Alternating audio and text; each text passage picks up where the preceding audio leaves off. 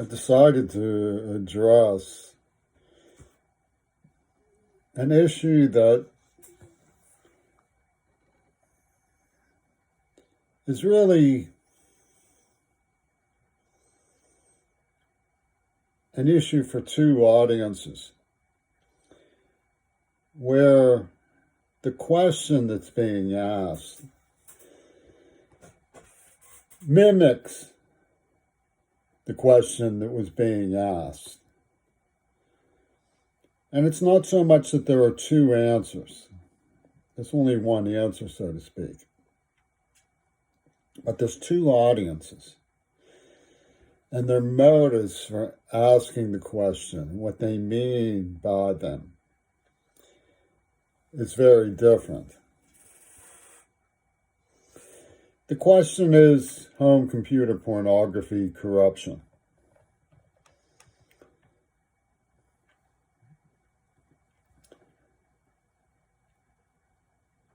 What makes the two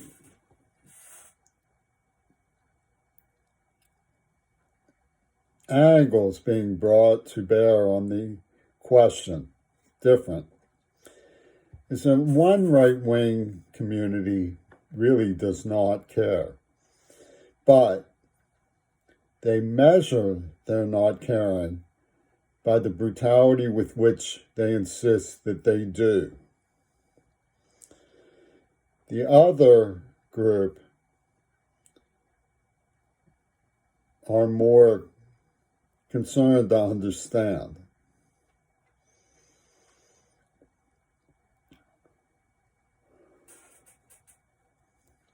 Martha Gellhorn comes to mind when I read World War II writers like Herbert Agar, who wrote A Time for Greatness.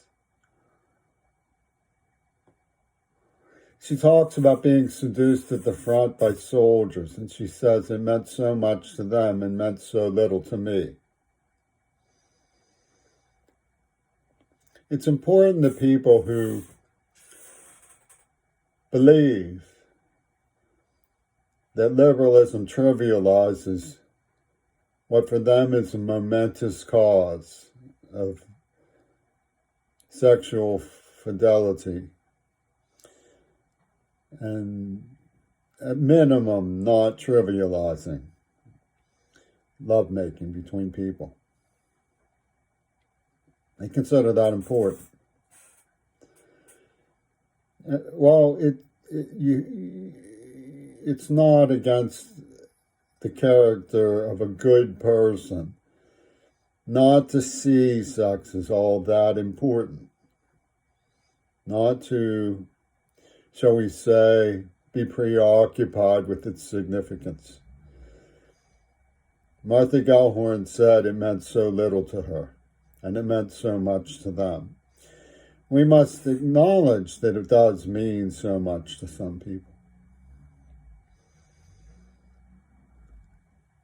But before you claim that I'm trivializing the significance of the so-called corruption, you should bear in mind that this maniacal government operation totally discounts and trivializes that at the age of 9 years old, I was super inducted to a criminal operation from a secret illegal military cult that they are representing.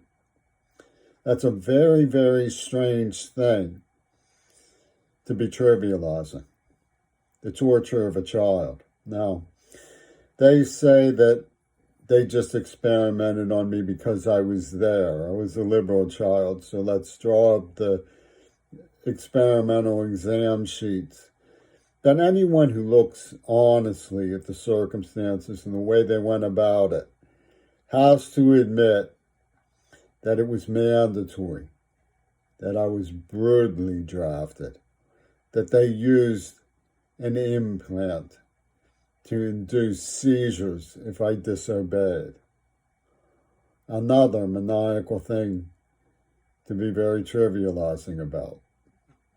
But counterculture did try to change.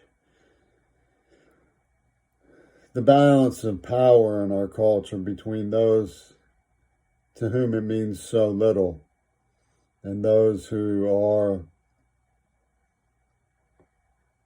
sometimes even obsessed. And so pornography can be considered, at least some interpretations of it can be considered, an outgrowth of the counterculture. So, is it safe? Is it clean? Is it capable of being improved? Does it yield to consideration?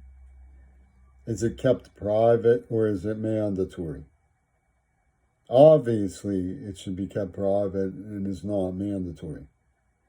So who made it mandatory for a child to be brutally inducted into its slave system in Highland Park of Pittsburgh? Well, it's clear who they are. They're the people who ask the question, who don't really care. But they make up for not really caring by the brutality which they insist they do.